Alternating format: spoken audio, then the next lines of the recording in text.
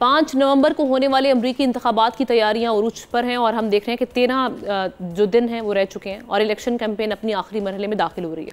Republican उम्मीदवार Donald Trump का कहना है कि खुदा ने उन्हें कातिलाना हमले में इसलिए बचाया कि वो उनसे अहम काम लेना चाहता है, जबकि कामला हारिस ये कहती हैं कि डोनाल्ड ट्रंप जमहूरियत के लिए खतरा हैं। इन इलेक्शंस की दिलचस्प बात ये नाजरीन कि इनमें 7 ऐसी रियासतें हैं जहां ना सिर्फ कांटेदार मुकाबला होगा बल्कि उन्हें स्विंग स्टेट्स कहा जाता है, यानी उनके नताइज इंतखाबात का पांसा पलट सकते हैं। बरतानवी नशरियाती इदारे की रिपोर्ट के मुताबिक Arizona, Georgia, Michigan, Nevada, north Carolina, Pennsylvania और विस्कॉन्सन ये वो रियासतें हैं जिनके नताइज व्हाइट हाउस जाने का रास्ता हमवार करेंगे।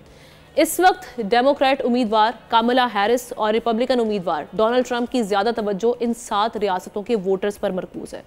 अब सवाल ये कि व्हाइट हाउस की कुंजी किसके पास आएगी और ये जो अमरीकी इंतखाबात हैं इसका पाकिस्तान बराह रास्त असर क्या होगा, कौन सा कैंडिडेट क्या पॉलिसियाँ रिप्रेजेंट कर रहा है, वो चाहे पाकिस्तान का मामला तो है और इसके अलावा जो एक हम देख रहे हैं दुनिया की तवज्जो एक बड़े अहम इशू पर है, वो है इजराइल गज़ा जो इशू है, कन्फ्लिक्ट है, उस मामले को लेकर किस उम्मीदवार की क्या पॉलिसीज़ हैं।